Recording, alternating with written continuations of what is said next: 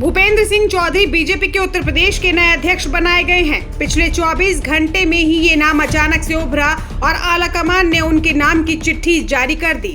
जबकि पिछले कई दिनों से कयास ये लगाए जा रहे थे कि केशव प्रसाद मौर्य को प्रदेश अध्यक्ष की कमान दी जाएगी और उन्होंने ट्विटर पर एक संकेत भी दिया था कि संगठन सरकार से बड़ा होता है। लेकिन पिछले कुछ दिनों में काफी कुछ बदला और बीजेपी केंद्रीय नेतृत्व ने संगठन का चेहरा रहे भूपेंद्र सिंह चौधरी को नया प्रदेश अध्यक्ष बना दिया। नजरें 2024 के पार्लियामेंट चुनाव पर है। चुनौती जाट वोटों को साधने की है, क्योंकि विधानसभा के चुनाव में जाट सबसे ज्यादा नाराज होकर उभरा था। हालांकि बीजेपी ने पश्चिम में अच्छा प्रदर्शन किया था, इसके बावजूद जाटों की नाराजगी बीजेपी को झेलनी पड़ी थी और वो नाराजगी किसान आंदोलन, खासकर कृषि बिल से उभरी थी। पश्चिमी यूपी से बीजेपी के 2 अहम पद।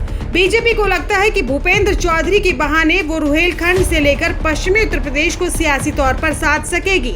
मुरादाबाद के रहने वाले भूपेंद्र सिंह चौधरी ऐसे इलाके से आते हैं जहां बीजेपी सबसे कमजोर मानी जाती है, यानी कि सबसे मजबूत दौर में भी मुरादाबाद, अमरोहा, बिजनौर जैसे जिले बीजेपी के लिए हमेशा से ही चुनौती वाले इलाकों में रहे हैं। इस बार बीजेपी ने संगठन के दोनों अहम पद इन्हीं जिलों से आने वाले 2 लोगों को दिए।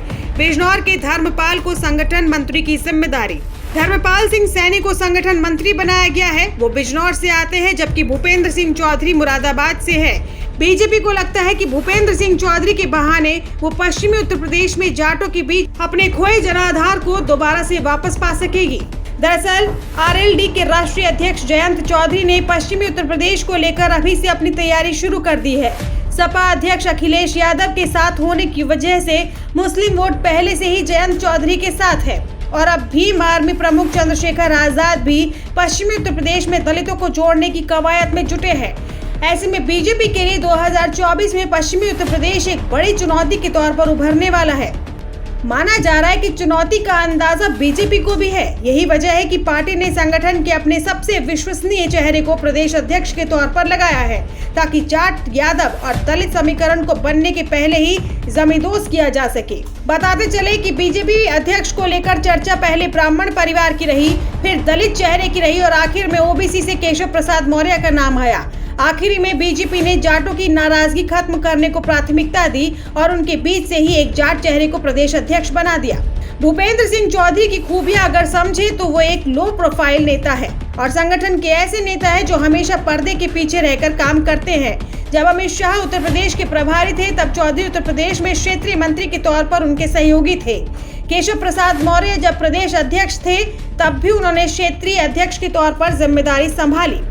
चौधरी संगठन से काफी सालों से जुड़े हुए थे, आरएसएस के अनुशासन में भी पले बड़े हैं। दूसरे राज्यों में भी चुनाव प्रबंधन में पार्टी इनका इस्तेमाल करती रही है और सरकार में भी योगी सरकार के दोनों कैबिनेट में शामिल रहे हैं। ऐसे में बीजेपी ने अनुभव को और खासकर संगठन में इनके अनुभव को देखते हुए प्रदेश की कमान सौंपी है। बताते चले कि स्वतंत्र देव सिंह की तरह ही भूपेंद्र चौधरी भी कार्यकर्ताओं को उनके नाम से जानते हैं।